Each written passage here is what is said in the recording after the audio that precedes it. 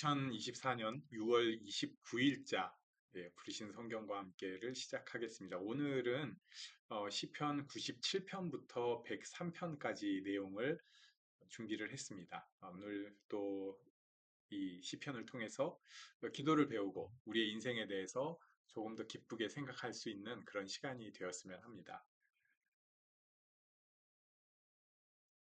시편 97편은 우리의 기쁨의 이유 이렇게 제가 제목을 붙였는데요.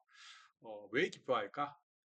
네, 여기는 시편 97편은 하나님 때문에 기뻐하고요. 하나님께서 하시는 일 때문에 기뻐하는 것을 선포하고 표현하고 있습니다. 그러니까 시편 기자가 그렇게 생각하고 보니까 하나님 때문에 기쁘다 하니까 나만 혼자 그러는 게 아니라 온 세상이 그렇게 하는 걸로 보이는 거예요. 여호와께서 다스리시나니 땅은 즐거워하며 허다한 섬은 기뻐할지어다. 여호와여 시온이 주의 심판을 듣고 기뻐하며 유다의 딸들이 즐거워하였나이다. 의인이여 너희는 여호와로 말미암아 기뻐하며 그의 거룩한 이름에 감사할지어다. 이렇게 표현을 합니다. 그러니까 하나님 앞에 내가 기뻐하고 하나님의 창조물들이 기뻐하고 또 그렇게 되기를 선포합니다. 라고 표현을 하는 거죠. 우리의 기쁨이 어디에 있는가? 시편 기자는 하나님으로부터 기쁨을 찾습니다. 특히 저는 이 시편 97편 같은 경우에 우리가 예배에 들어가는 사람이라던가 또는 하나님 앞에 전심으로 나를 드리려고 할 때 이 시편 묵상이 굉장히 도움이 되더라고요. 이 선포, 하나님 때문에 기뻐합니다. 라는 이 선포가 굉장히 힘이 되고, 네, 우리를 하나님 앞으로 더 끌어가는 그 능력이 있는 것 같아요. 네, 그리고 이제 시편 98편을 보겠습니다. 시편 98편은 이제 기쁨에서 끝나는 게 아니고 거기서 찬송으로까지 올라가는 거예요. 새 노래로 여호와께 찬송하라. 그는 기이한 일을 행하사 그의 오른손과 거룩한 팔로 자기를 위하여 구원을 베푸셨음이로다.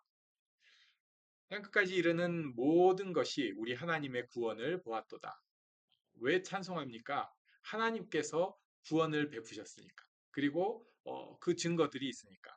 그런데 이 찬송을 하는 데 있어서 특히 시편 98편에서 강조가 되는 것은 모든 것을 동원을 하는 거예요.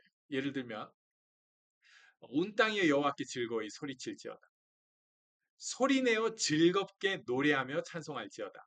온 땅이 소리내어 즐겁게 노래하면서 또 5절에 보면 수금과 음성으로 노래할지어다. 이 수금은 오늘날로 얘기하면 이제 기타와 비슷한 거죠. 또 나팔, 빠밤 하는 나팔과 호각, 호루라기라고 표현을 했는데 여러 가지 그런 그 작은 악기들 또 즐겁게 소리칠지어다. 바다와 거기 충만한 것과 세계와 그 중에 거주한다는 다 외칠지어다. 그러니까 바닷소리도 외치는 거예요. 여호와 앞에서 큰 물은 박수할지어다. 산악이 함께 즐겁게 노래할지어다. 그러니까 모든 것이 다 동원돼서 하나님을 찬양하는 것을 말하고 있습니다. 그러니까 이게 기쁨에서 시작해서 찬송으로 왔는데 그냥 찬송이 아니라 하나님 앞에 모든 것을 다 동원해서 찬송을 하는 거예요. 이게 우리 피조물들이 정말로 하나님 앞에서 기쁨을 누리는 방법입니다. 어, 이사야서 43장 21절에 이 백성은 내가 나를 위하여 지었나니 나의 찬송을 부르게 하려 함이라.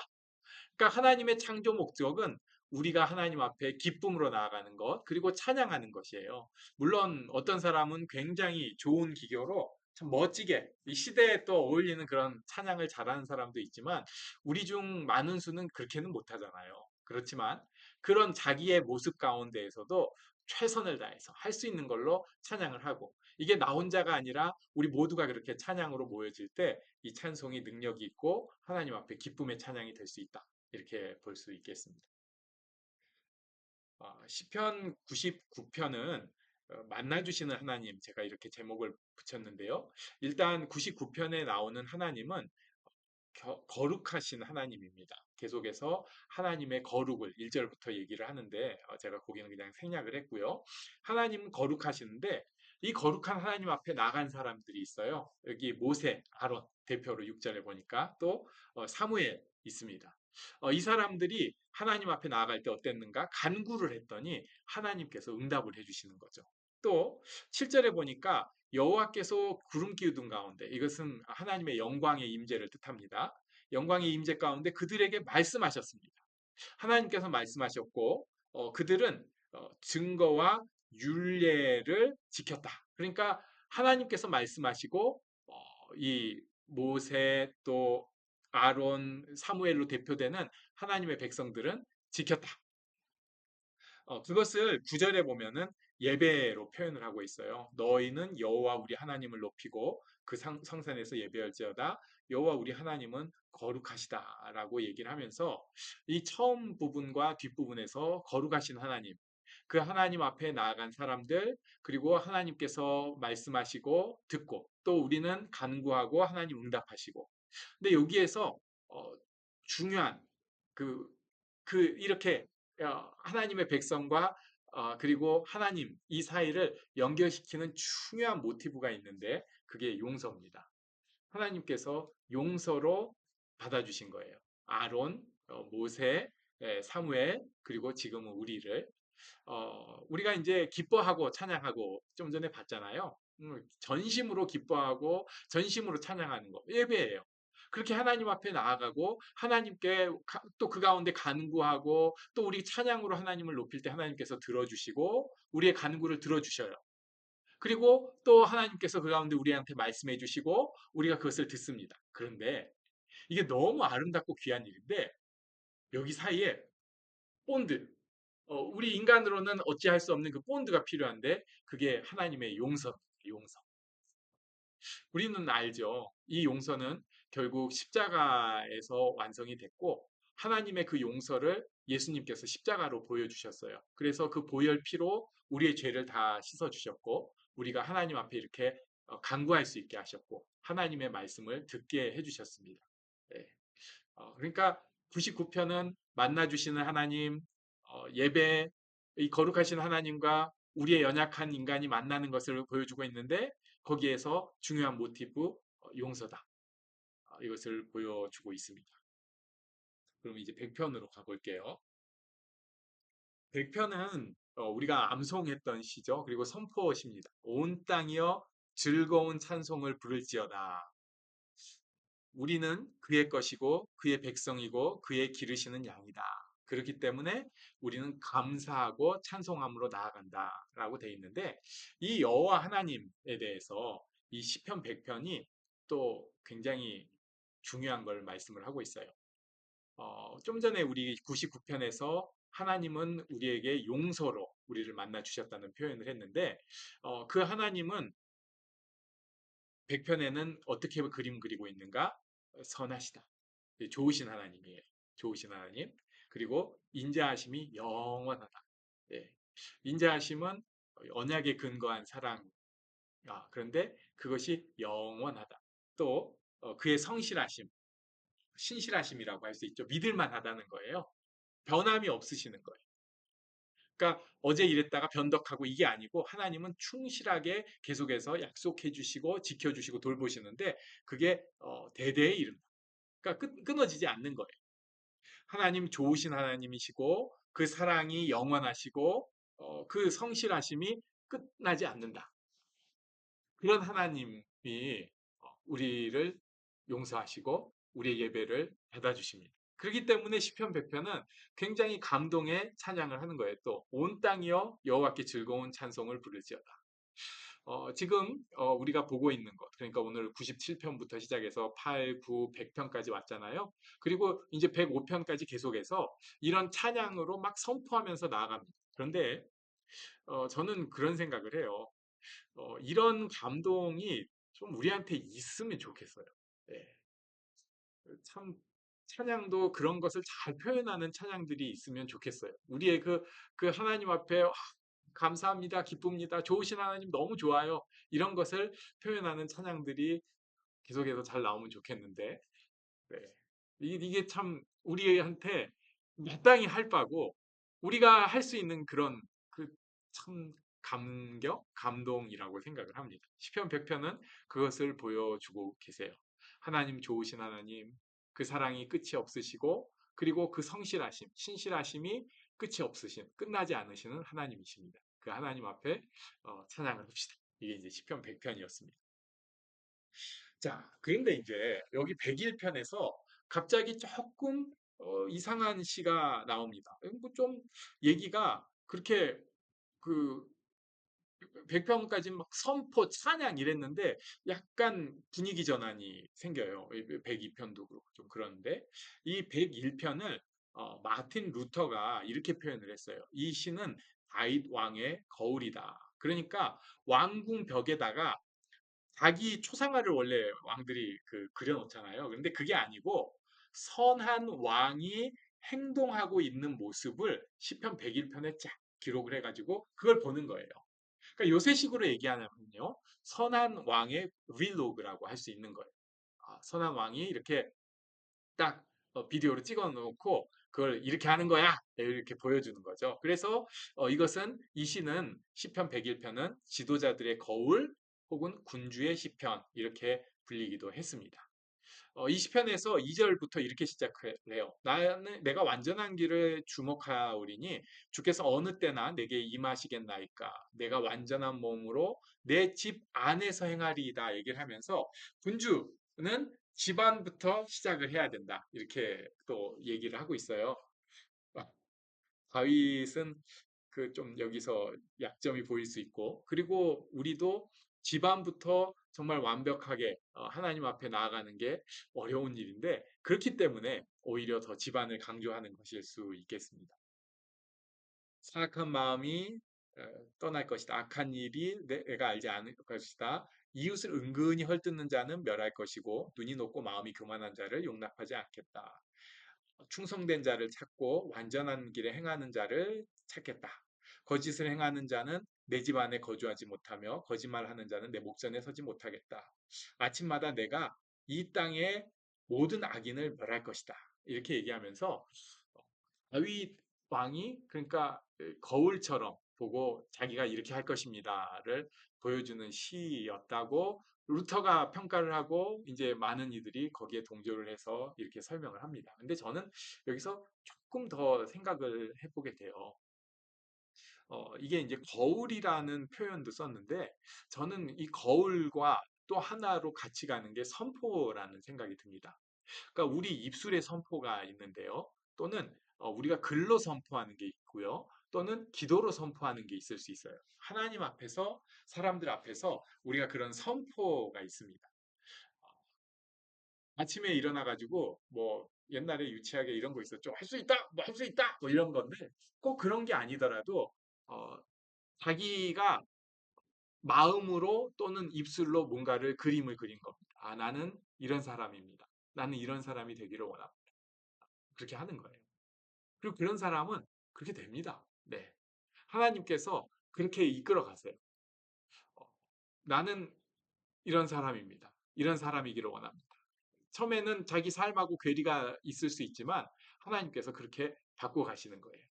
그래서 우리가 연말에 내년도 선포 제목 이렇게 해가지고 하는데 그건 기도 제목도 있지만은 내가 되고 싶은 거를 거기 이렇게 선포를 하는 것입니다. 기도로 선포하고 또 함께 도우면서 기도로 선포하고 그러면서 내가 그런 사람이 되어가는 것이죠.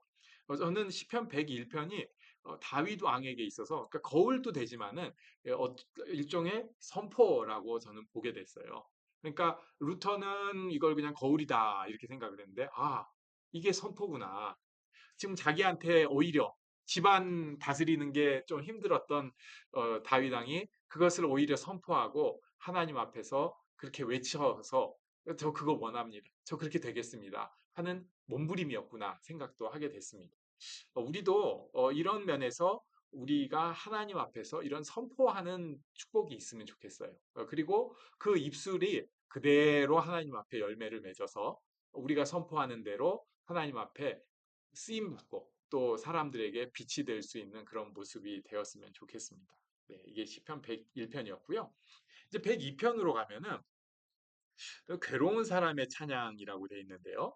요게 아마도 바벨론에 의해서 예루살렘이 멸망을 당한 후로 추정을 할 수 있는 그런 시기입니다. 그래서 시온이 여기 등장을 하는데 시온은 하나님의 성이고 지극히 높으신 성소고 거룩한 산, 하나님의 임재의 상징이었습니다. 그런데 지금 혼돈과 공허 속에 빠졌어요.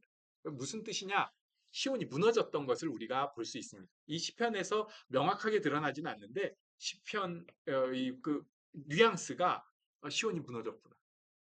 14절에 보면은 돌들과 티끌이라는 표현이 나와요. 그러니까 내가 돌들을 사랑하고 뭐 티끌이 어쩌고 얘기가 나오는데 이것도 가만 보면 왜 그 멀쩡한 게 나오겠어요? 돌들은 무너졌을 때 생기는 거죠. 먼지는 무너졌을 때 거기 쌓이는 거죠. 그러니까 시온이 무너져 가지고 지금은 이런 상황이 아닌가 싶습니다. 이게 시편 102편의 배경이 되는데 이 102편의 저자 또한 지금 굉장히 힘든 상황으로 보여져요. 나중에 뒷부분에 가면은 아마도 중년으로 보여지는데 그때 아직 중년, 노년이 아니에요. 중년인데 딱 인생이 브레이크가 걸릴 어쩌면 병일 수도 있고요. 그런 상황이 아닌가. 그래서 굉장히 마음이 다 무너진 상황이니까 무너진 시온을 보면서 동질감을 느끼는 거죠. 자, 그 무너진 남자가 무너진 사람이 이렇게 시로 고백을 합니다. 여호와여, 내 기도를 들으시고 나의 부르짖음을 주께 상달하게 하소서. 나의 괴로운 날에 주의 얼굴을 내게서 숨기지 마소서. 주의 귀를 내게 기울이사 내가 부르짖는 날에 속히 내게 응답하소서. 지금 부르짖음이 상달이 안 되니까 자꾸 이런 얘기 하는 거잖아요. 굉장히 힘들어요. 하나님께서 안 들어주시는 상황 같아요. 4절에 내가 음식 먹기도 잊었으므로 내 마음이 풀같이 시들고 말라버렸다. 이렇게 얘기를 합니다. 식음을 전폐했다는 표현이죠. 그리고 6절에 보면 나는 광야의 오울뱀이 같고 황폐한 곳에 부엉이 같다. 그러니까 그 나무에 이렇게 무더욱하니 올빼미가 있고 황폐한 곳에 부엉이가 이렇게 있는데 혼자 그냥 이렇게 쓸쓸하고 뭐 아무것도 없이 있는 그런 모습이에요. 심지어 7절에 보니까 지붕 위에 외로운 참새 같다는 표현까지 있어요.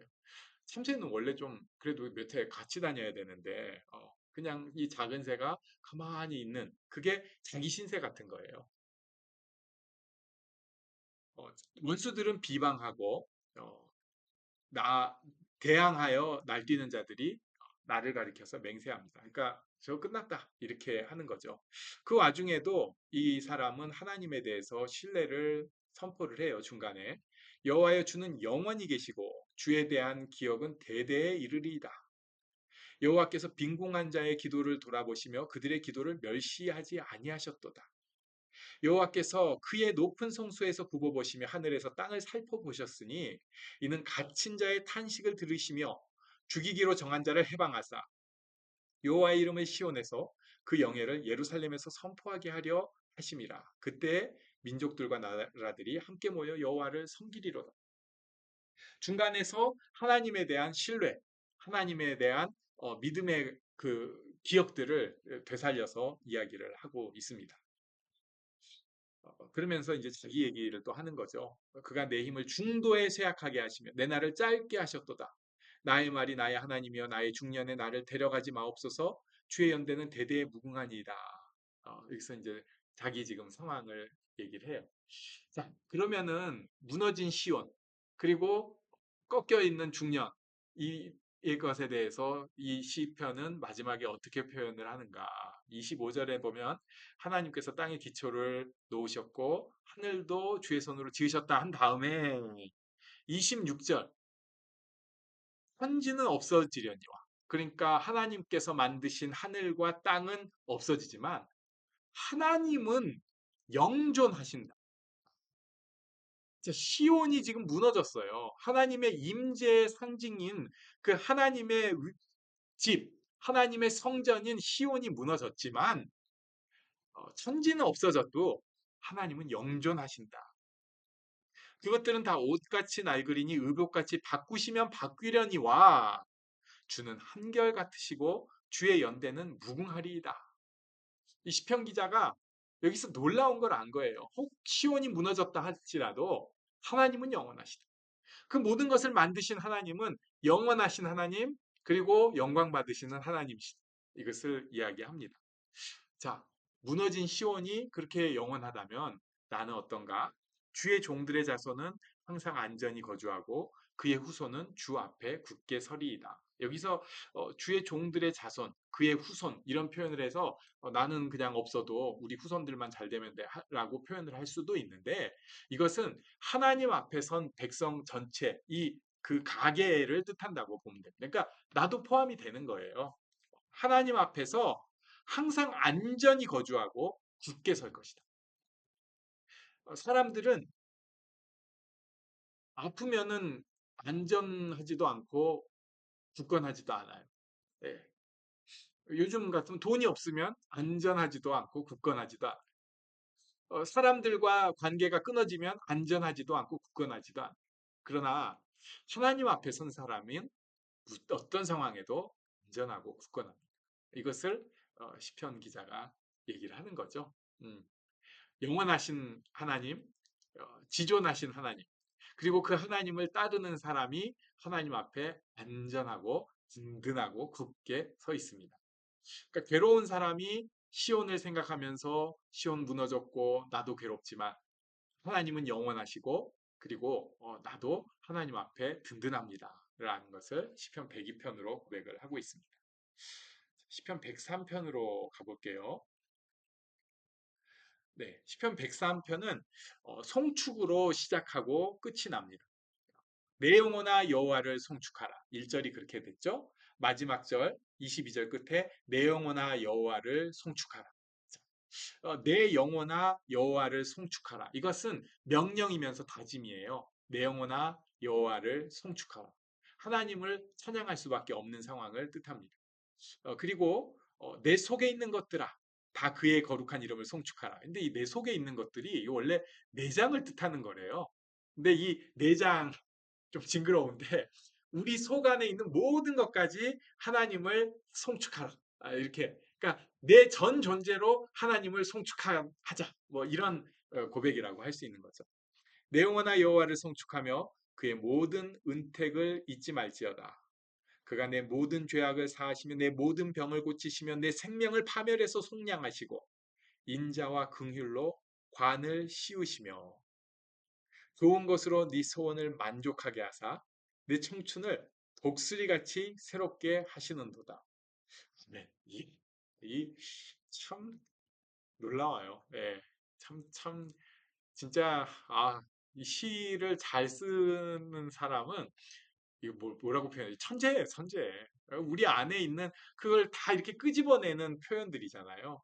내 영혼아 여호와를 송축하라. 내 속에 있는 것들아 다 그의 거룩한 이름을 송축하라 하면서 은택을 잊지 말지어다.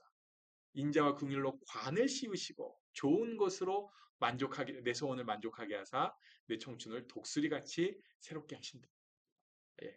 찬양하는 하나님에 대해서 이렇게 높이고 있습니다. 여호와는 긍휼이 많으시고 은혜로우시며 노하기를 더디하시고 인자하심이 풍부하시도다. 자주 경책하지 아니하시며 노를 영원히 품지 아니하시리로다. 자, 여기서 하나님께서 정말 좋은 분, 선하신 하나님인데 그 하나님에게 있는 또 중요한 성품이 뭐냐면요. 긍휼이 많으시고 은혜로우시고 노하기를 더디하신다. 인자하심이 풍부하시다.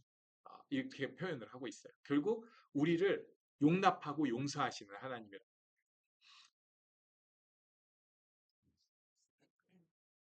참 좀 더 보고 얘기하겠습니다. 우리의 죄를 따라 우리를 처벌하지는 아니하시며 우리의 죄악을 따라 우리에게 그대로 갚지는 아니하셨으니 이는 하늘이 땅에서 높음 같이 그를 경외하는 자에게 그의 인자하심이 크심이로다.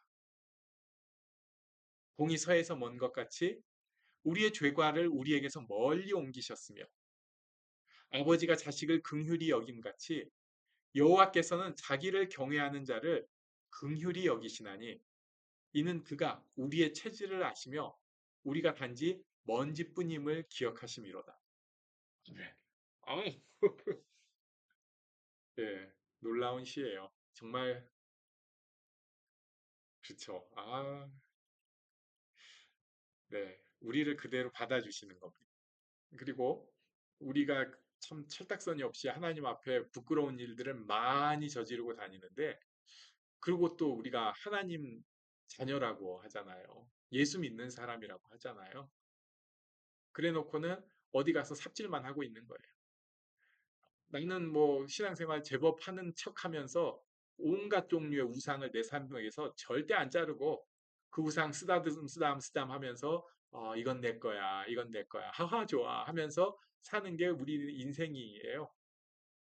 그런데 하나님께서 우리가 그렇게 못난인 걸 아시고, 하나님은 우리를 긍휼히 여기시고 받아주십니다. 우리는 하나님 앞에 소리 지르고 욕할 때도 있고요. 하나님 무시하고 그렇게 지내는데, 하나님은 그거 다 못난인 거 아시고 오히려 우리를 받아주시는 거예요. 인생은 그날이 풀과 같으며 그 영화가 들의 꽃과 같도다. 그것은 바람이 지나가면 없어지나니 그 있던 자리도 다시 알지 못하거니와. 여호와의 인자하심은 자기를 경외하는 자에게 영원부터 영원까지 이르며 그의 의는 자손의 자손에게 이르리니 곧 그의 언약을 지키고 그의 법도를 기억하여 행하는 자에게로. 네. 인생은 그렇게 사는데 부끄럽기 짝이 없어요. 약해요. 아니 그렇게 잘난 척하고 지가 우상 만들고 섬기고 내 거다 이러고 살았으면 잘나게라도 살지. 그렇지가 못해요. 잘난 척 해봤자 금방입니다. 출 같아요. 바람이 지나가면 있던 자리도 없어지는 게 인간이에요. 어떻게든지 기록을 남겨보고 내 흔적을 남겨보려고 발악을 하는데 안 돼요. 네.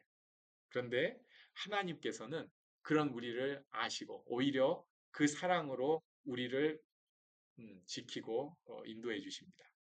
그래서 시편 기자는 또 한 번 외칩니다. 여호와의 천사들이여 여호와를 송축하라. 모든 천군이여 여호와를 송축하라. 여호와의 지으심을 받고 그가 다스리시는 모든 곳에 있는 너희여 여호와를 송축하라. 그리고 마지막에 스스로에게 내 영혼아 여호와를 송축하라. 이렇게 선포하고 있습니다. 오늘은 시편을 통해서 우리 102편에서는 좀 힘든 사람 고백도 봤었죠. 그리고 101편을 통해서는 우리 선포도 보았습니다. 그러나 시편답게 103편을 비롯해서 100편, 99편, 98편, 97편 기쁨, 찬양, 하나님을 송축하는 거, 그리고 103편에서 또 송축하라, 찬양하라 이런 선포가 있습니다. 우리가 그런 삶을 살기를 원합니다. 너무 바쁘고 힘들어서 그럴 수 있어요. 하지만 꼭 놓치지 않고 하나님을 송축하는 그런 인생이 되면 좋겠습니다. 그게 힘이 있어요.